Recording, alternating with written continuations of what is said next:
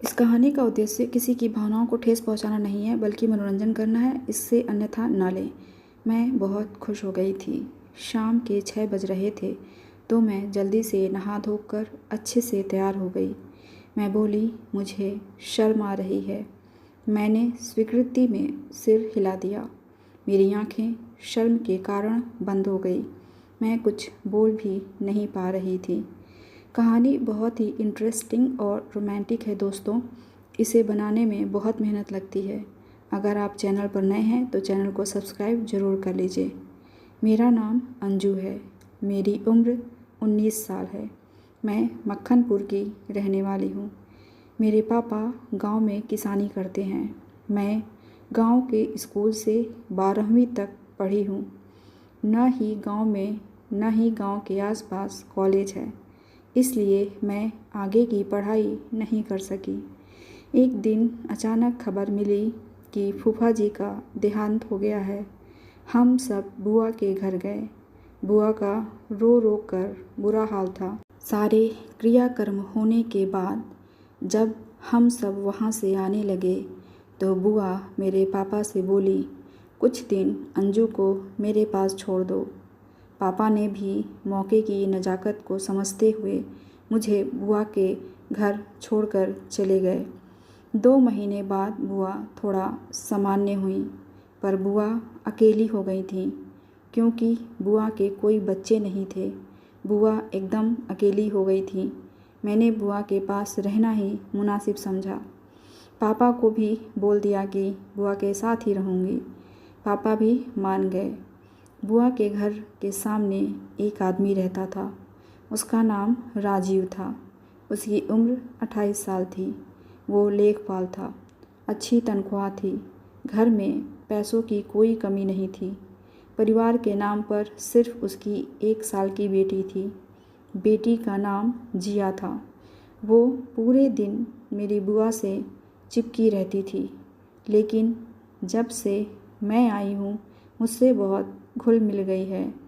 राजीव के माँ बाप गांव में रहते थे और पत्नी 6 माह पहले गुजर चुकी थी।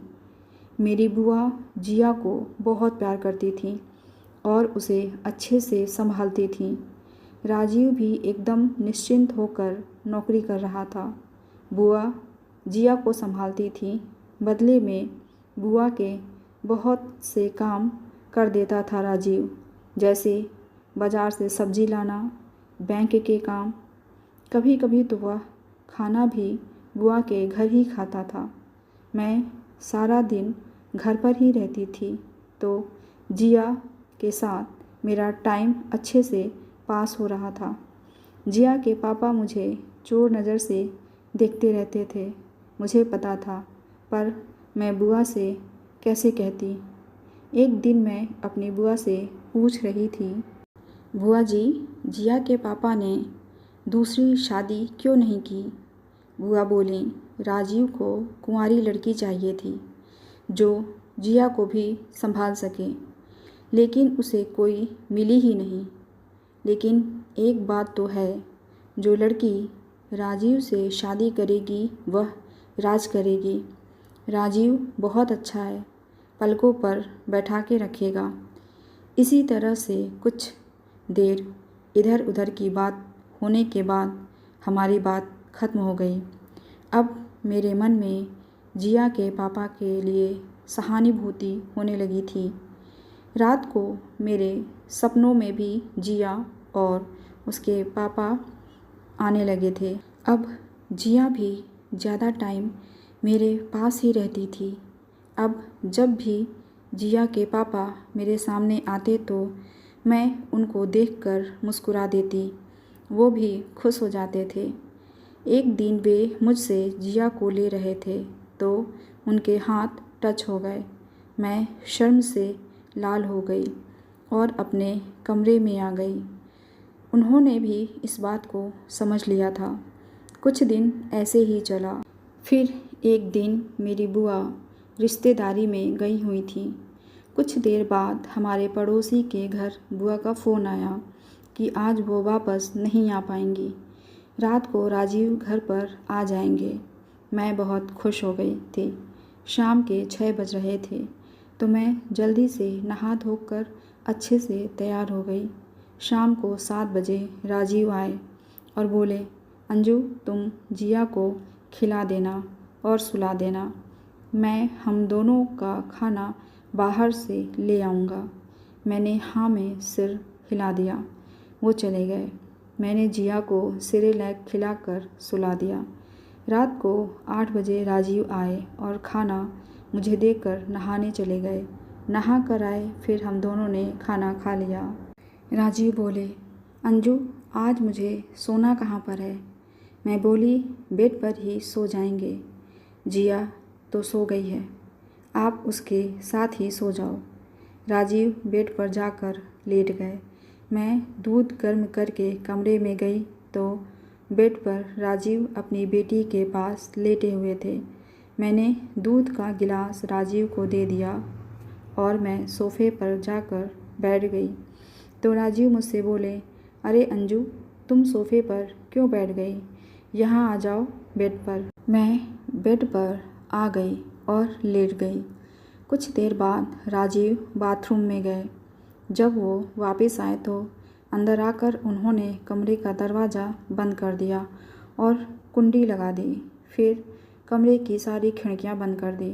मैं सोने का नाटक कर रही थी।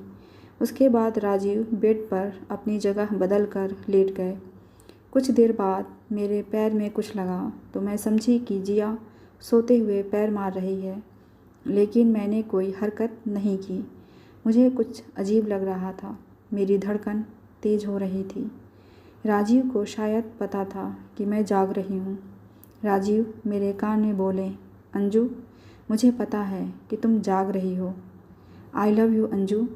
मैंने जब से तुमको देखा है उसी दिन से मैं तुमको प्यार करने लगा हूँ, लेकिन मैंने कभी कहा नहीं। फिर वो बोले, अंजू मुझसे शादी करोगी? मैं चुप रही। वो फिर से बोले, अंजू बोलो कुछ, करोगी शादी मुझसे? मैं बोली, मुझे शर्म आ रही है। मैंने स्वीकृति में सिर हिला दिया। मेरी आंखें शर्म के कारण बंद हो गई। मैं कुछ बोल भी नहीं पा रही थी। मेरा बुरा हाल हो गया था। मुझे दर्द और मज़ा एक साथ मिल रहा था। फिर राजीव ने मुझे गर्म पानी से नहाने को कहा तो मैं गर्म पानी से नहाई। इससे मुझे थोड़ा आराम मिला। सुबह 9 बजे राजीव चले गए। मैंने दर्द की गोली ले ली थी तो अब मैं भी ठीक हो गई थी। फिर 10 बजे बुआ भी आ गई थी। अब जब भी हम दोनों को मौका मिलता हम दोनों मिल लेते थे। 6 महीने बाद मैंने और राजीव ने शादी कर ली थी। इस शादी में मेरी बुआ का हाथ था।